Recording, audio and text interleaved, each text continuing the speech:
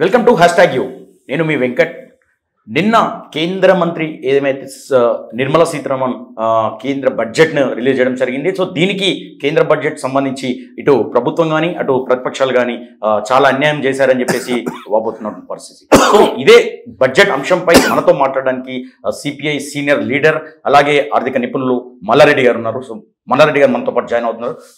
Sir నమస్తే sir. నమస్తే. So Mallareddy గారు చెప్పండి, ఏదైతే నిన్న కేంద్ర మంత్రి నిర్మలా సీతారామన్ రిలీజ్ చేసినటువంటి బడ్జెట్ సంబంధించి ఎలా చూడొచ్చు మనం దీన్ని? ఓటాన్ అకౌంట్ బడ్జెట్ తర్వాత ఫిబ్రవరిలో పెట్టిన ఓటాన్ అకౌంట్ బడ్జెట్ తర్వాత నిన్నటి రోజున 48.20 లక్షల కోట్లతో బడ్జెట్ను ప్రవేశపెట్టడం జరిగింది.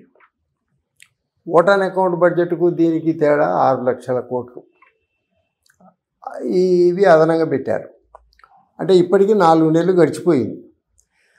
ఇంకొక 8 మాసాలు గడవాలి. ఈ 8 మాసాలకు సంబంధించి ఏంటంటే మొత్తం అంచనా వేసి సంవత్సరం బడ్జెట్ పెట్టారు. బడ్జెట్ పెట్టడానికి ముందు ఎకనామిక్ సర్వేను రిలీజ్ చేశారు. గత 2023-24లో ఆర్థిక పరిస్థితి ఎలా ఉంది, వ్యవసాయ పరిస్థితి ఎలా ఉంది అని. ప్రధానమంత్రి గారు వికసిత్ భారత్ బాగా దేశం అభివృద్ధి జరిగింది, ఆత్మనిర్భర్ భారత్ అంటే సెల్ఫ్ సఫిషియెంట్ స్వయం పోషకత్వం చెందాం అని చెప్పని బడ్జెట్ ప్రసంగంలో చెప్పాడు. కానీ వాళ్ళు నిర్మలా సీతారామన్ గారు ప్రవేశపెట్టిన ఎకనామిక్ సర్వేలో చెప్పింది ఏమిటంటే వ్యవసాయం యొక్క గ్రోత్ రేటు గత 5 సంవత్సరాలలో వరుసగా 4.8%. 2023-24లో 2022-23లో 4.7%. గత సంవత్సరం అంటే 2023-24లో 1.4% తగ్గిపోయింది. అంటే 4.7% నుండి గత సంవత్సరం అంటే మొన్న పోయిన మార్చి వరకు 1.4% తగ్గింది. అంటే దేన్ని బట్టి గత సంవత్సరం ఉత్పత్తి అయినటువంటిది ఏమిటి? 32.98 టన్నులు ఉత్పత్తి అయింది. కానీ ఈ సంవత్సరం అంటే మొన్న మార్చి వరకు ఉత్పత్తి అయింది 32.18 అంటే దాదాపు 40-50 లక్షల ఆహార ధాన్యాల ఉత్పత్తి తగ్గింది. అది తగ్గడమే కాదు, మన ఎగుమతులు తగ్గినాయి, దిగుమతులు పెరిగినాయి. మిగతా అన్ని సరుకుల దిగుమతులు ఎగుమతుల విషయం కాదు, వ్యవసాయ రంగానికి సంబంధించినవి. మనం నూనె గింజల ఉత్పత్తి స్వయం సమృద్ధం కాలేక 1,30,00,000 టన్నుల వంట నూనెలు దిగుమతి చేసుకుంటున్నాం. మనకు ఉత్పత్తి అయ్యే నూనె 1,00,00,000 టన్నులు, మనం వినియోగించేది 2,40,00,000 టన్నులు. మన నూనె గింజలు 4 కోట్ల టన్నులు ఉత్పత్తి చేస్తున్నాం, అవి నూనెగా మారితే 1,00,00,000 టన్నులు అవుతాయి. అంటే మనం నూనె దిగుమతి చేసుకుంటున్నాం. పత్తి, ముడిపత్తి 5,000 కోట్ల విలువ కలిగిన ముడిపత్తి దిగుమతి చేసుకుంటున్నాం. ముడి ఉన్ని దిగుమతి చేసుకుంటున్నాం. అలాగే ఈ ముతక ధాన్యాలతో తయారైనటువంటి అంటే రాగులు, సద్దలు, కొర్రలతో తయారైన ఉప ఉత్పత్తులు అవి ఒక 9,000 కోట్ల విలువ గలవి మనం దిగుమతి చేసుకుంటున్నాం. అసలు వాస్తవానికి ఇవన్నీ కూడా మనం స్వయం పోషకత్వం కావాలి అంటే దాదాపుగా మనం ఒక 4 లక్షల కోట్ల విలువ గల వ్యవసాయ ఉత్పత్తులు దిగుమతి చేసుకుంటున్నాం. మరి అదే సందర్భంలో ఎకనామిక్ సర్వేలో ఏం చెప్పారంటే మనం ప్రపంచంలో బియ్యం, పప్పులు, పత్తి, పాలు, పంచదార వీటిల్లో మనం ఉత్పత్తిలో నంబర్ 2లో ఉన్నాం, 2వ స్థానంలో ఉన్నామని చెప్పారు. కానీ జనాభా ఎంత పెరుగుతుంది? 1.9% పెరుగుతుంది అట. భూ విస్తీర్ణం తగ్గుతూ ఉంది. మొత్తం మనం 43 కోట్ల ఎకరాల నుంచి క్రమంగా తగ్గుతూ 39 కోట్ల ఎకరాలకు వచ్చాం. ఇది ఇంకా తగ్గుతుంది, ఎందుకంటే జనాభా పెరిగినప్పుడు ఇతర అవసరాలకు, ఇండ్లకు, రోడ్లకు, ప్రాజెక్టులకు వీటికి భూమి తగ్గుతూ ఉంటుంది. కాబట్టి ఉత్పాదకతను పెంచాలి. ఇప్పుడు చైనాలో 1 హెక్టార్కు 80 క్వింటాళ్ళు పండుతుంది. అమెరికాలో 1 హెక్టార్కు 60 క్వింటాళ్ళు ఉత్పత్తి అవుతుంది. మన దగ్గర 22 క్వింటాళ్ళే ఉత్పత్తి అవుతుంది. కాబట్టి ఉత్పాదకతను పెంచాలి. దీనికి సంబంధించి వాళ్ళు ఎకనామిక్ సర్వేలో చెప్పింది ఏమిటంటే, మనం ఇతర దేశాల నుంచి దిగుమతి చేసుకుంటున్నాం. టెక్నాలజీ, వ్యవసాయ టెక్నాలజీని దిగుమతి చేసుకుంటున్నాం. 1965-85 మధ్య కాలంలో, హరిత విప్లవ కాలంలో మన టెక్నాలజీని మనం అభివృద్ధి చేసుకొని అప్పటికే మనం 1 కోటి టన్నులు దిగుమతి చేసుకునేటటువంటి స్థితిలో ఉన్నవాళ్ళం. మనం 2 కోట్ల టన్నులు ఎగుమతి చేసే దశకు చేరుకున్నాం 1985 నాటికి, 85-90 నాటికి. కానీ ఇప్పుడు 91 తర్వాత క్రమంగా నూతన ఆర్థిక విధానాలను ప్రవేశపెట్టి 94లో డంకెల్ ప్రతిపాదనలను తెచ్చి WTO ఏర్పాటు చేసి, ఘాట్ నుంచి WTO ఏర్పాటు చేసిన తర్వాత మన రాయితీలన్నీ తగ్గించేశారు. కానీ ఇప్పుడు మనం ఇక్కడ ఏదైతే ఏపీ, ఆంధ్రప్రదేశ్ సంబంధించి కానీ, బీహార్ చూసుకుంటే కానీ, అస్సాం కానీ ఇట్లా ఈ రాష్ట్రాలకు మాత్రం న్యాయం జరిగింది, మన తెలంగాణ రాష్ట్రం ముఖ్యంగా చాలా అన్యాయం జరిగిందని ఇటు ప్రతిపక్షాలు అలాగే ప్రభుత్వంతో పాటు ఇతరులు అంటారు. సో దీన్ని ఎలా చూడొచ్చు మనం? మనకు ఇక్కడి నుంచి వెళ్ళేటటువంటి పనులలో 26 లక్షల కోట్లు మనకు వస్తాయి. అవి 15th ఫైనాన్స్ కమిషన్ నిర్దేశించినటువంటివి. అవి ఆయన తప్పనిసరి రావాల్సిందే. అలాగే సింగరేణికి 1600 కోట్లు. అట్లాగే దానికి కేంద్ర ప్రభుత్వ సంస్థలు ఉన్నాయి ఇక్కడ, వాటికి వాళ్ళే ఇచ్చుకుంటారు. ఆయుధ ఫ్యాక్టరీలు కానీ, ఆర్డినెన్స్ ఫ్యాక్టరీలు, అదాని, ఈ ఫ్యాక్టరీలన్నిటికి కూడా వాళ్ళే కేంద్ర ప్రభుత్వం నిర్ణయించుకుంటుంది. కానీ మన ఇరిగేషన్కు సంబంధించి పాలమూరు ఎత్తిపోతలను జాతీయ ప్రాజెక్టుగా గుర్తించాలని చెప్పి అన్నాం. లేదు. అదే కాదు, కృషి సించాయి యోజన అంటే AIBP, accelerated irrigated benefit project, వీటికి ఏటా ఇంతకుముందు 2000 నుంచి 4000 కోట్లు పెంచారు. మొత్తం భారతదేశంలో 99 ప్రాజెక్టులు కేంద్ర ప్రభుత్వం నిర్మాణం చేపట్టింది. అవన్నిటికి కూడా అన్ని అనుమతులు ఉన్నాయి. అన్ని అనుమతులు ఉన్న ప్రాజెక్టులకు చేపట్టింది. వాటిని మన తెలంగాణలో 9 ప్రాజెక్టులు చేపట్టారు. 4 పూర్తి చేసి, సగం పూర్తి చేసి వదిలేశారు. ఇరిగేషన్కు మనకు లేదు. పోతే ఇంకొకటి, వెనుకబడిన ప్రాంతాల అభివృద్ధికి 15వ ఫైనాన్స్ కమిషన్లో కేటాయింపు ఉంది, రూరల్ అర్బన్ ఏరియాలలో. దానికి సంబంధించి కూడా కేటాయింపు ఎంత, 2000 కోట్లు, 1500 కోట్లు మాత్రమే కేటాయించారు. కాబట్టి ఈ 15వ ఫైనాన్స్ కమిషన్, ఆర్థిక కమిషన్లు కనుక రికమెండేషన్ చేయకపోతే ఆ నిధులు కూడా మనకు కోత పెట్టేది. అదే కాకుండా మన దగ్గర ఉత్పత్తి వరి ధాన్యం ఎక్కువ అవుతుంది. ఇక్కడి నుంచి ఏటా 30 కోట్ల టన్నులు వాళ్ళు FCI ద్వారా కొనుగోలు చేయాలి. మన IKP ద్వారా వడ్లు కొని మిల్లులకు ఇచ్చి, మిల్లుల ద్వారా FCIకి పెడుతున్నాం. ఆ FCIకి పెట్టేటటువంటివి కూడా ఇప్పటికీ 10 కోట్ల టన్నులు సేకరించలేదు. ఎందుకు బీజేపీకి, ఎందుకు మన రాష్ట్రంపై ఇంత కక్ష అని చాలామంది నేతలు చెప్తున్నటువంటి పరిస్థితి? ఒక్కటే ఏమిటంటే, ఇక్కడ కనుక ఎలాంటి సౌకర్యాలు కలిగించినా తమ పార్టీకి ప్రయోజనం లేదని తెలుసుకున్నప్పుడు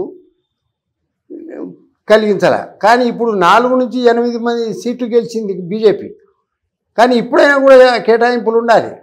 కానీ ఓటాన్ అకౌంట్ వదిలిపెట్టండి, శాశ్వత బడ్జెట్ రానున్న 8 మాసాలకు కేటాయించిన బడ్జెట్లో కూడా తెలంగాణకి ఏమీ లేదు. ఇరిగేషనే కాదు, మనం కాజీపేట రైల్వే కోచ్ అడిగాము.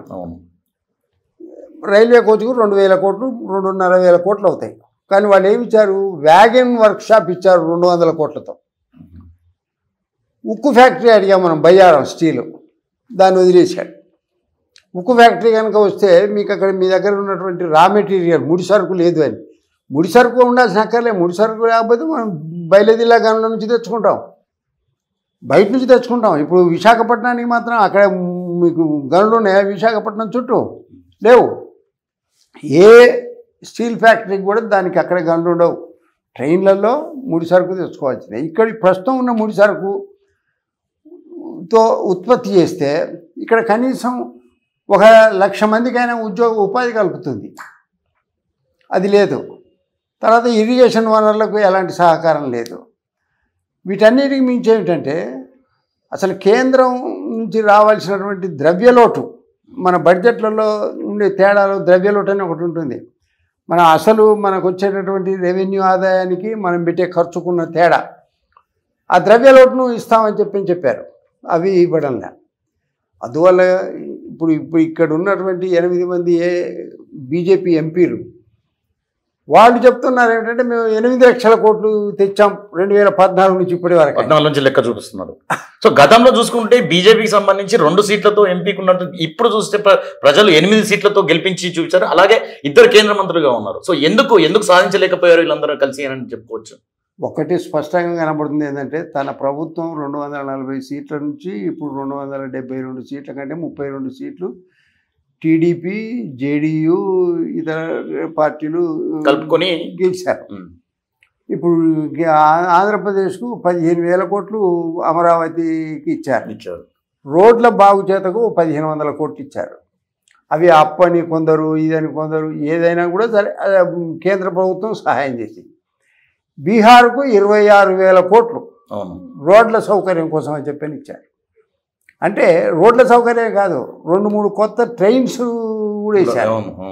ఇప్పుడు మన దగ్గర రైల్వే డిపార్ట్మెంట్ వాళ్ళు ఇప్పుడు నిర్మల్ టు నాగ్పూరు, తర్వాత ఈ రైల్వే లైను, తర్వాత ఇప్పుడు ఈ సికింద్రాబాద్ టు వాడపల్లి వరకు, నల్గొండ వరకు డబ్లింగ్ లైను వేయడానికి మనం ఎన్నో ఏళ్ళ నుంచి ప్రయత్నం చేస్తున్నాం. కేటాయింపు చేశారు. ఎంత? 5,335 కోట్లు కేటాయించారు. ఆంధ్రప్రదేశ్ 9,000 కోట్లు, 9,400 కోట్లు కేటాయించారు. కానీ కేటాయింపే, విడుదల చేయాలి కదా. అది విడుదల చేసే పరిస్థితి లేదు. ఎందుకంటే ఇప్పుడు 4 మాసాలు అయిపోయినాయి, ఇంకో 8 మాసాలు. 8 మాసాలలో వర్షాలు, తర్వాత ఏమిటంటే అది సర్వే చేయాలి. అది సో ఇవన్నీ విడుదల చేయదే కాక ఇప్పుడు ఉన్న ఏదైతే సీఎం రేవంత్ రెడ్డి ప్రతిపక్షాలంతా కలిసి వస్తే జంతర్ మంతర్ ఢిల్లీలో ధర్నాకు కూడా రెడీ ఉన్నామని చెప్తున్నటువంటి పరిస్థితి. అసలు శాసనసభ నిన్న తీర్మానం చేసింది, కేంద్ర ప్రభుత్వం మాకు న్యాయంగా రావాల్సిన హక్కు వాటా ఇవ్వలేదు. న్యాయంగా వెనుకబడిన ప్రాంతాల అభివృద్ధి కాదు, న్యాయంగా జనసంఖ్యను బట్టి రావాల్సినటువంటి వాటా రాలేదు. 48.20 లక్షల కోట్లలో కనీసం తెలంగాణకు ఒక 8-9 లక్షల కోట్లైనా రావాలి. కానీ అంత 1,50,000 ఇవి కూడా ఏమిటి, 15 ఫైనాన్స్ కమిషను కేటాయిస్తే కంపల్సరీ ఇవ్వడం. ఇప్పుడు విద్యారంగం ఉంది, అవి మనం చాలా ప్రత్యేకమైన స్కూల్స్ పెట్టాం. తర్వాత ఇక్కడ ములుగులో గిరిజన వర్సిటీ పెట్టాం, యూనివర్సిటీ. అది దాన్ని బోర్డు పెట్టారు తప్ప దానికి కనీసం దాని నిర్మాణం అవి చేయడానికి 8,000 కోట్లు అవుతాయి. స్థలం మనం అప్పగించాం, దానికి ఏమి కేటాయింపులు లేవు. ఎయిమ్స్ దానికి లేవు. తర్వాత ఇప్పుడు ఇక్కడ మనం బీబీ నగర్ దగ్గర మనం ఆల్రెడీ నిర్మాణం చేసాం 80 కోట్లు పెట్టి. దానికి డెవలప్మెంట్ కోసమైనా కూడా రీసెర్చ్, అందులో మెడికల్ రీసెర్చ్ అవన్నీ చేయడం కోసం కేటాయించాలి, దానికి నిధులు కేటాయించాలి. ఒక విధంగా ఏంటంటే ఈ తెలంగాణలో బీజేపీ రాష్ట్రంలో అధికారానికి రావాలని కోరుకున్నప్పుడైనా కనీసం తెలంగాణలో ఉన్నటువంటి ప్రజల యొక్క సౌకర్యాలను పరిష్కరించాలి. కానీ ఆ పరిష్కారం కూడా లేదు. కారణం ఏమిటంటే ఒకవైపున ఏమిటంటే మంత్రులు విపరీతంగా వచ్చారు. నిజంగా ఏ రాష్ట్రానికి హోమ్ మినిస్టరు, ప్రైమ్ మినిస్టరు, తర్వాత రక్షణ మంత్రి, ఇతర మంత్రులు, వ్యవసాయ శాఖ మంత్రి, వీళ్ళందరూ కూడా పుంఖాలుగా వచ్చారు. వీళ్ళందరూ ప్రకటనలు చేశారు. కానీ ఇప్పుడు ఎవరు కూడా మొహం చూడడం లేదు. సో చివరిగా సార్, ఇప్పుడు ఈ బడ్జెట్ని మనం టోటల్గా ఎలా చూడొచ్చు అంటే ఏం చెప్తారు? ఒకటి, భారతదేశ వ్యవసాయ రంగాన్ని కార్పొరేటీకరించడం అనేది చాలా స్పష్టంగా కనబడుతుంది. ఎందుకంటే 1,22,000 కోట్లు బడ్జెట్లో 1,04,000 కోట్లు పెద్ద పన్నులే, స్కీములే ఉన్నాయి. 1,04,000 కోట్లు అంటే ఇప్పుడు 60,000 కోట్లు కిసాన్ సమ్మాను, ఓ 22,000 కోట్లు వడ్డీ మాఫీ, 14,000 కోట్లు పంటల బీమా, ఇలాంటి పథకాలు పెట్టారు. ఈ పథకాలు కనుక తీసేస్తే అంత కేటాయించింది వ్యవసాయ రంగానికి 17,700 కోట్లు. ఈ 17,700 కోట్లతో ఏమి చేస్తారు? ప్రకృతి వైపరీత్యాల వల్ల ఏటా నష్టం జరుగుతుంది. ఒక తెలంగాణలోనే ఏటా 5,000 కోట్ల పంటల నష్టం జరుగుతుంది ఏటా. అది కూడా ఫైనాన్స్ కమిషన్లో ఇచ్చినటువంటి 1,000 కోట్లు 1,500 కోట్లు అవి కూడా సకాలంలో రావు. అందువల్ల ఏమిటంటే ప్రభుత్వానికి భారతదేశాన్ని G7 ధనిక దేశాలకు డంపింగ్ కేంద్రంగా, దిగుమతులకు డంపింగ్ కేంద్రంగా ఏర్పాటు చేశారు. ఇప్పటికీ చివరిగా ఏమిటంటే మన భారతదేశం నుంచి మొత్తం ఎగుమతులు ఎన్ని చేస్తున్నాం? 25 లక్షల కోట్లు. అక్కడి నుంచి దిగుమతులు ఎన్ని చేసుకుంటున్నాం? 55 లక్షల కోట్లు. అంటే 23 లక్షల కోట్లు మనం లోటు బడ్జెట్. ఇదే కాకుండా మన తెలంగాణ రాష్ట్రంలో అసలే నిధులు కొరత ఉంది అని చాలా స్పష్టంగా సీఎం రేవంత్ రెడ్డి చెప్పినటువంటి పరిస్థితి. ఇప్పుడు కేంద్రం నుంచి కూడా చూసుకుంటే మొత్తం చాలా అన్యాయం జరిగిందని. సో మొత్తం దీన్ని ఎలా సమర్థించుకోవచ్చు? ఒకటి, రాష్ట్ర శాసనసభ తీర్మానం చేయడం అనేది ప్రభుత్వానికి, కేంద్ర ప్రభుత్వాన్ని నోటీసుకు తీసుకొస్తారు ఒకటి. రెండవది, ధర్నాలు పికెటింగులు చేయడం, నిరసన తెలియజేయడం, మా జంతర్ మంతర్ రోడ్లో వెళ్ళి చేయడం అనేది ఒక అంశం. కానీ అసలు కేంద్ర ప్రభుత్వానికి ఇవ్వాలనేటటువంటి లక్ష్యం ఉండాలి కదా. ఎందుకంటే ఇప్పుడు మన ప్రధాని కనుక చూస్తే 2000 సంవత్సరంలో రైతులు పెద్ద ఎత్తున ఆందోళన చేపట్టారు. మూడు చట్టాలను 2021లో విరమించారు. తను రాసిచ్చాడు. ఎందుకంటే నేను MSPని చట్టబద్ధం చేస్తాను, మద్దతు ధరను చట్టబద్ధం చేస్తాను పార్లమెంట్లో, అలాగే రుణమాఫీని చట్టబద్ధం చేస్తాను అని చెప్పాను. చేయలేదు. అది చేయకపోగా విద్యుత్ బిల్లును కూడా కేంద్ర ప్రభుత్వం తన హ్యాండ్ ఓవర్ చేసుకుంది. అందుకోసం ఏంటంటే ప్రధానమంత్రికి ఇచ్చిన మాటలు తప్పడం అనేది ఒక అలవాటు. అలాంటిది అసలు ఇంకా బీజేపీయేతర రాష్ట్రాలకు సహకరించడం అనేది అసలు బీజేపీ స్థితిలోనే లేదు. అందువల్ల ఏమిటంటే రేపు ఒక 6 రాష్ట్రాలలో మళ్ళీ ఎన్నికలు రాబోతున్నాయి, హర్యానా, ఉత్తర భారతదేశం, ఇవన్నీ. అందుకోసం వాటిని చూసైనా గుర్తించాలి. ఇప్పుడు అనుకోవచ్చు ఏమిటంటే ఇప్పుడు తెలంగాణతో నాకేం సంబంధం, మళ్ళీ వచ్చే 5 ఏళ్ళ కనుక శాసనసభ ఎన్నికలు, 5 ఏళ్ల తర్వాత పార్లమెంట్ ఎన్నికలు అని చెప్పని అనుకోవచ్చు. కానీ ఇక్కడ ప్రజలు ఉన్నారు, స్థానిక సంస్థలు ఉన్నాయి. తర్వాత ఇక్కడ ఎన్నికలే కాకుండా ఇక్కడ ఉన్నటువంటి బీజేపీ వాళ్ళను నిలేస్తారు. నిన్న తీర్మానం చేస్తే బీజేపీ ఎంపీలు, బీజేపీ ఎమ్మెల్యేలు వాకౌట్ చేశారు. వాకౌట్ చేయడం ఎందుకు? అసలు అక్కడ ఉండి సమాధానం చెప్పాలి కదా. మేము ఇచ్చాము అని చెప్పని. మనం కోరేది ఏమిటంటే మొత్తం అన్ని కేంద్ర బడ్జెట్ అంతా మనకే ఇవ్వమని చెప్పడం లేదు, మన వాటా ప్రకారమైనా ఇవ్వాలని. ఇక్కడ ఉన్నటువంటి అవకాశాలు మన ఏ రాష్ట్రంలో లేవు. ఇది ఒక మంచి సెంట్రల్ ప్రదేశం. అందువల్ల ఏమిటంటే కేంద్రం ఏ బడ్జెట్ అయితే కేటాయించిందో ఆ కేటాయింపులో ఇప్పటికైనా పునరాలోచించి తెలంగాణ రాష్ట్రానికి ఇక్కడున్న ప్రజలను దృష్టిలో ఉంచుకొని ఉపాధి కల్పించడానికి ఈ రైల్వే కానీ, ఉక్కు ఫ్యాక్టరీ కానీ, తర్వాత ఈ పాలమూరు ఎత్తిపోతల జాతీయంగా గుర్తించడం కానీ ఇలాంటి చేపట్టాలని కోరుతున్నాం. ఓకే, థ్యాంక్ యూ మల్లారెడ్డి గారు. సో మొత్తానికి ఏదైతే ప్రధాని ఇచ్చిన మాట నిలదొక్కుకోవడం ఆయనకు అలవాటుగానే ఎప్పుడైనా చేస్తుంటారని చెప్పేసి, అలాగే మన రాష్ట్రానికి కూడా తీవ్ర అన్యాయం జరిగింది ఈ ఏదైతే బడ్జెట్ సమావేశం సంబంధించిన మనతో మల్లారెడ్డి గారు చెప్తున్నటువంటి పరిస్థితి.